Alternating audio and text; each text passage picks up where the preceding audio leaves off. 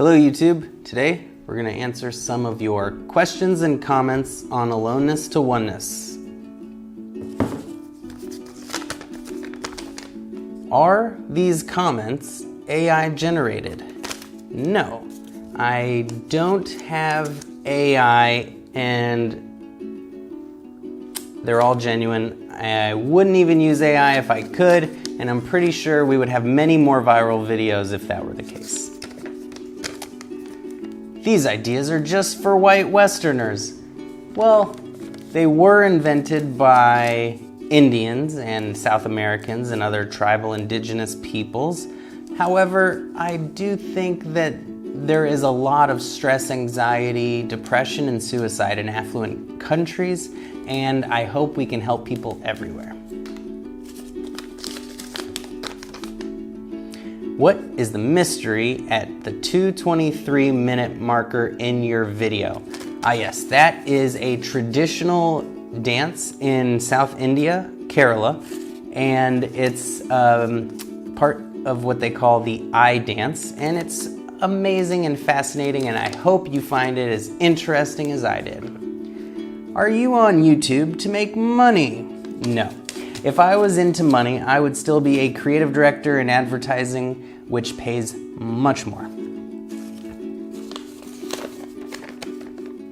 Nothing you're saying is new. Why don't you give credit to others?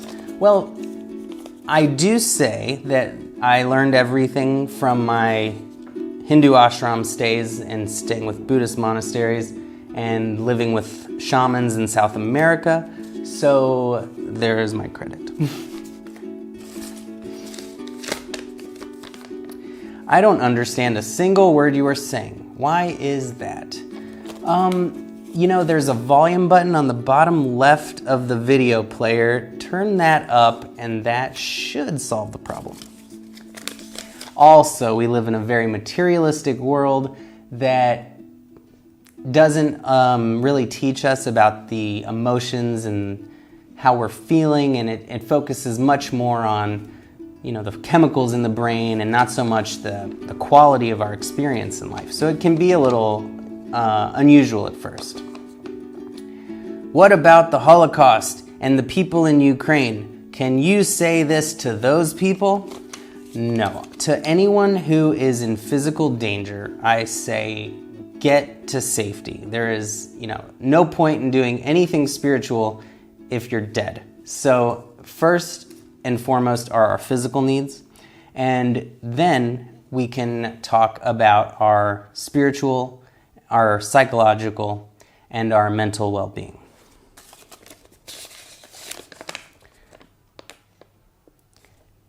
You are under the influence of Satan, deceiving people. You're just a man, not a creator, and I beg you to stop what you're doing. Thank you very much for that question. I will take it under advisement with my manager, the devil. I really don't think it goes against what Jesus said, because all I'm really talking about is observing our breath, or just expanding our levels of joy and inner peace, which Jesus talked about. And I do think that a lot of Christians believe that meditation is a sin, but really all we're doing is learning to extend our focus and concentration by observing our breath, which is God's creation. And I feel like God would not be upset if we do that. If we're allowed to watch football on Sundays, I think it's okay to watch our breath for a few minutes and to just extend our attention span to deepen our inner peace by making the mind less chaotic. And we can even meditate and choose our focus of our object of focus can be Jesus and any deity that we use, whether it's Allah or Jehovah or Adonai or Buddha. Yoga is dangerous. God doesn't agree to such. Well, I also don't think God wants us to be in back pain and knee pain, and I think that these basic stretches are totally fine no matter who you are. There is no religious aspect to it, and if we can bend down and touch our toes, we're practically doing the downward dog pose anyway, so it's no big deal. Don't you have any responsibility of family?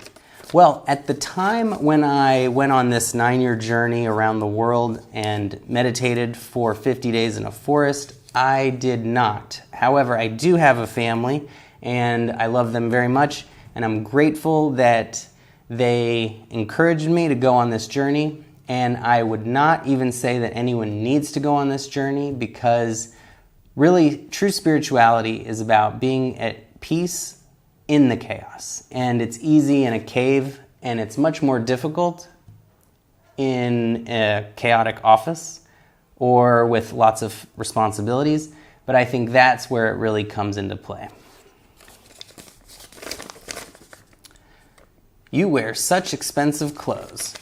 Well, actually, they're all very cheap. I buy them while I'm traveling because I gave all my possessions away. And, shirts like this, which I got in Nepal, was about $3.50. And many of the clothes I wear are sustainable, made by local artisans, and they're treated very well. And these are the things that I really most concern myself with, whether it's in America, shopping local and made in America, or I'm buying something from a tribe that makes their own wares as well. Are you on an ego trip? No. Okay. Why are you against money and want everyone to quit? Well, I'm not actually against money. And as a human, I require food and shelter and clothing, and they all require money.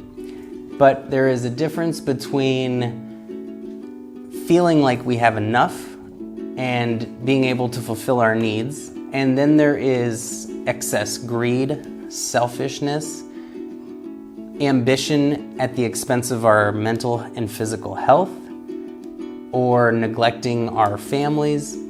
And what all too often happens is people putting off their happiness for some future date, whether it's a promotion, a raise, retirement.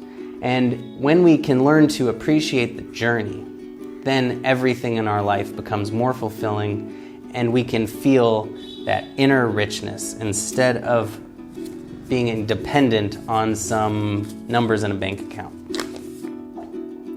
You look sad in your video. If spirituality means that, I don't want it.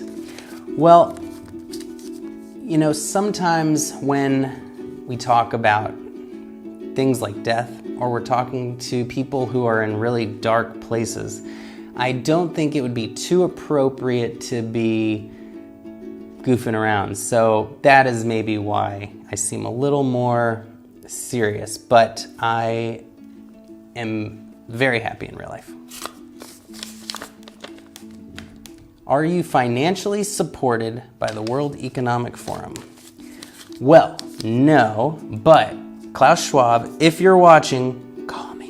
No, I'm kidding. I don't want you to own nothing and be happy. I hope you have all the success in the world. I hope you find deep inner peace as well. And I would like to think that if I was a World Economic Forum member that I would have a little more followers, but you never know.